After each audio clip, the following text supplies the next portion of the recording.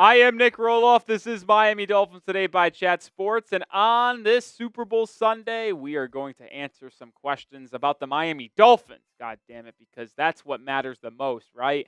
We're going to answer some of your questions on today's show. And we're going to start with Wasim Khan, who sent in a $10 super chat. Shout out to Wasim, saying this season flew by. It's up to the Eagles to save us from Kermit and mid-Taylor Swift. Now it's hockey basketball the next 3 months. But this is the last part that we wanted to talk about. It said Trey Smith's going to be a Bear, cut Bradley Chubb. So Trey Smith is on the Kansas City Chiefs, top interior offensive lineman in free agency. He is likely going to get paid higher than what Robert Hunt got last season from the Carolina Panthers. Remember, Hunt got 5 years, $100 million, leaving the Miami Dolphins. Trey Smith might not get 5 years, $104 million to top Hunt, but on annual average salary basis, yeah, he might get $20.5, $21 million to top Robert Hunt. That's a real possibility. And as good as a fit that Trey Smith would be in Miami for this Mike McDaniel scheme on the offensive line, and I'd love the Dolphins to invest in a big way on the offensive line interiorly, I don't think Trey Smith is ultimately going to be a Dolphin because of that contract. Seriously. He is going to command $20+ million in free agency. And with teams like the Chicago Bears, as Wasim points out, the New England Patriots, the Arizona Cardinals, that all have 50, 60, in New England's case, $130 million in cap space, they can throw these big-time contracts at free agents that just outbid everybody else. And for the team that Miami is, that doesn't have a lot of cap space and has a lot of needs in free agency to fill, I don't think they'll be able to allot $20+ million to Trey Smith. So I do think he's not an option for the Dolphins. But with the Bradley Chubb situation, we talked about it earlier in the week. Releasing Bradley Chubb post June 1st saves you $19.5 million. Even though Chubb's one heck of a ball player when fully healthy, we haven't seen him in 18 months when it will be the football season in 4 or 5 months. So I think saving the $19.5 million in cap space might ultimately be the best option for the Miami Dolphins. Anthony with a question going to the draft here. Thoughts on this mock draft? Trade down from 13, draft Shemar Stewart in the second round. We get Alfred Collins third round, Elijah Arroyo. Elijah Arroyo, the tight end from Miami, had one of the best Senior Bowls out of any NFL draft prospect. He was absolutely terrific. Dolphins do need to address tight end 2 potentially, in my opinion. Now, Julian Hill and Durham Smythe are both under contract, but Miami could easily cut them, save money, and then draft a tight end 2 to help Jonnu Smith in the NFL draft.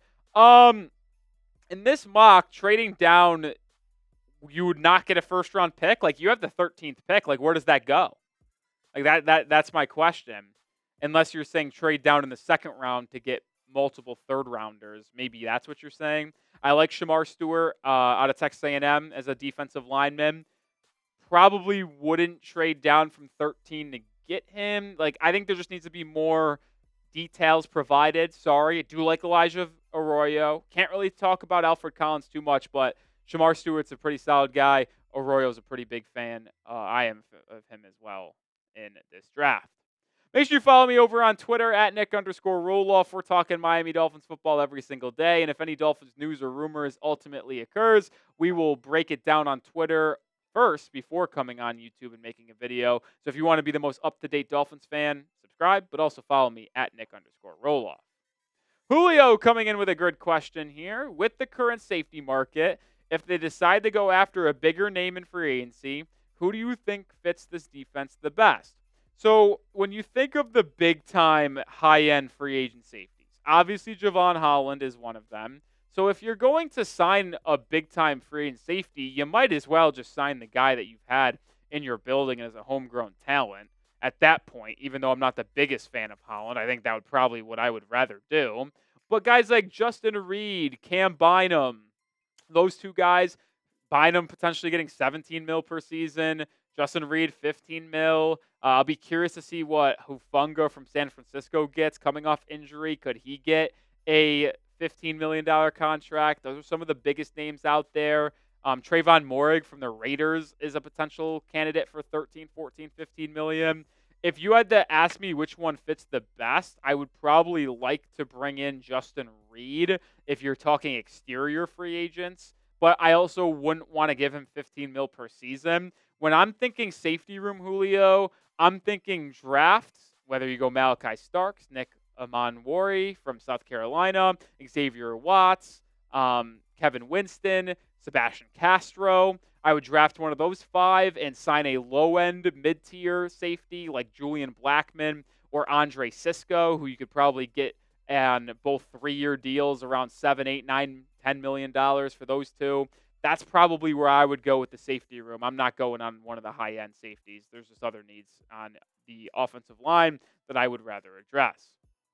Cameron coming in with a question. Besides Andy Dalton and Marcus Mariota, what other backup quarterbacks pops out at you on tape? Cameron, another good question here. Dalton is someone that I'm very intrigued with. I like Andy Dalton a lot. I know you said other than Andy Dalton, but he's probably my number one choice for a 1-year, $5 million backup quarterback job this year. But when I'm thinking of the other quarterbacks, I actually do sneaky like Mac Jones. I do. I know it's kind of crazy to say that. Doesn't have the strongest arm. He's very similar to Tua in a way of when he's at his best, he's getting the ball out of his hands quickly. He was at his best at Alabama running an RPO scheme. The Dolphins do a lot of RPOs, quick throws to the flat, quick throws to the slants, the over the middle. Mac is an interesting name to monitor, and if you could get him cheap, I think he would be a good fit in Miami.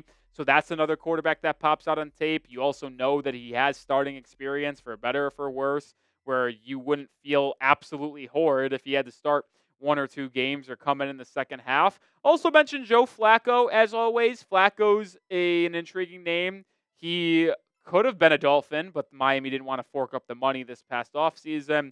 We'll see if Flacco can spin the block potentially with Miami here. But if you're not talking Dalton and Mariota, I like the idea of potentially Mac Jones and Joe Flacco being options for Miami. Who is your favorite free agent target for the Miami Dolphins? I assume that you guys aren't going to answer with a backup quarterback, but maybe it's Trey Smith. Maybe it's one of those safeties we mentioned earlier. Maybe it's an offensive lineman. Let me know your favorite free agent target for the Miami Dolphins down in the comments section. Hot Dog with the question said Cooper Kupp. And I know the question isn't really asked here, but he did say in our live chat that he was wondering about a Cooper Kupp trade, as it was reported earlier this week by Cooper Kupp himself and others that the Rams are looking to trade Kupp this offseason. Now, I'm staying away. And I know a lot of fans might be intrigued with the idea of bringing in Kupp to be your wide receiver 3 because a Kupp, Waddle, and Hill trio would just be unbelievable. But Kupp, 32 years old, he has injury history. He's making $20+ million. It just doesn't make sense for the Miami Dolphins to pull the trigger on this move. You'd get him for very, very cheap, probably a day 3 pick, 4th, 5th rounder, maybe at best, because of that contract and age, and he showed a lot of decline this past season for Los Angeles. But Miami, I don't think could make it work financially. I know that there was a rumor out there that the Rams would be willing to eat some of the salary to facilitate a trade.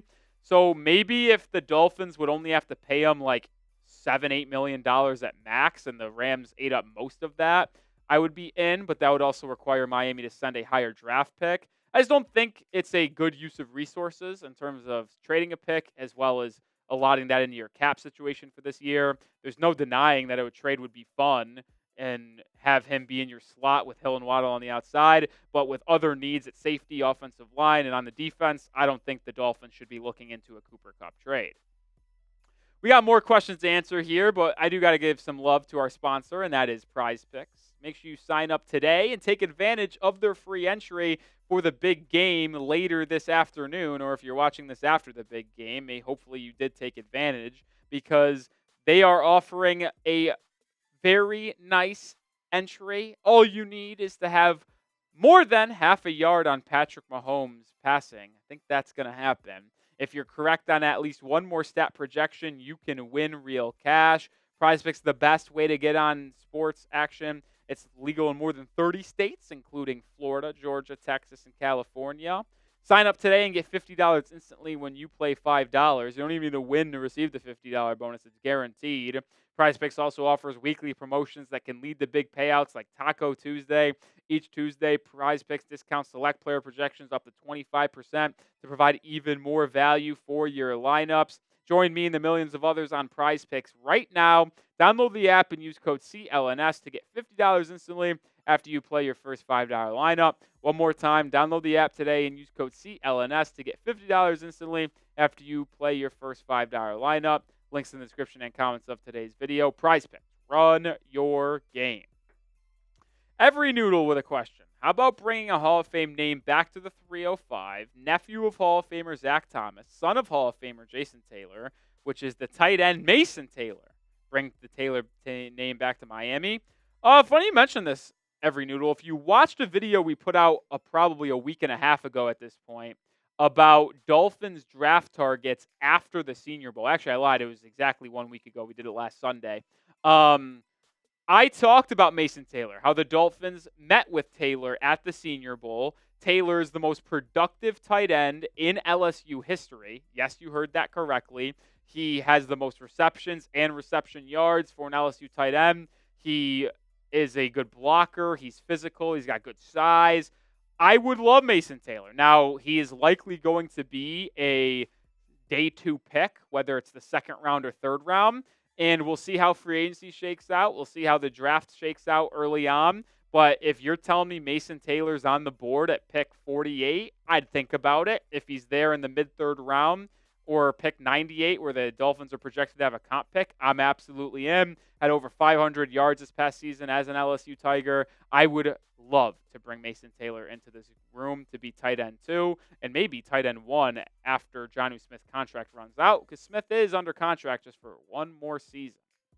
Make sure you are subscribed because we will have you covered the entire offseason, free agency, draft, news, roster moves. We'll have you covered. Hit that sub button and join the channel today for the best coverage on YouTube surrounding the Miami Dolphins. We'll also have to ask you this, too, because the big game is later today. Who are you rooting for? Are you rocking with the Chiefs? Are you rocking with the Eagles? Let me know your thoughts on who you are rooting for in today's game. Should be a fun one. Let me know your thoughts down in the comment section. Mark Smith with a question here. Is there any chance Mike McDaniel will give up play calling, at least in a certain down and distance? Well, no, because if you're asking if he should give up play calling in general, maybe we could have a conversation about that. But if you're asking give up play calling in certain situations, that's just chaotic, man. Trying to have a different play caller for 3rd and 1, 3rd and 3 in comparison to 1st and 10 makes no sense. Now, could he give up play calling? I said that he should. I think he's a good offensive mind, but I think if he wants to be the best head coach, he can have a say in offensive scheme and the game plan on a week-to-week basis. But why would the Dolphins want him to, or why would Mike McDaniel want, or let's just rephrase this. Mike McDaniel should want to be better as a head coach. And I think we've seen that it could be helpful to take a little bit off of his plate. So giving Frank Smith a shot as a play caller. Maybe Darrell Bevell, who's been an offensive coordinator for the past 15 years before joining the Dolphins coaching staff. I think Mike McDaniel should absolutely consider giving up play calling, but doing it in certain down and distances, yeah, that's not going to happen. All right, that will do it for today's episode. Appreciate everyone for tuning in on Super Bowl Sunday. Enjoy the game. Make sure you follow us on Twitter. Make sure you follow us on Instagram as well, because we're posting multiple content pieces over there surrounding the Dolphins as well as YouTube. So make sure you give us a follow on all social media platforms. Dolphins Today on IG, at Nic_Rohloff on Twitter. Go give us a follow today.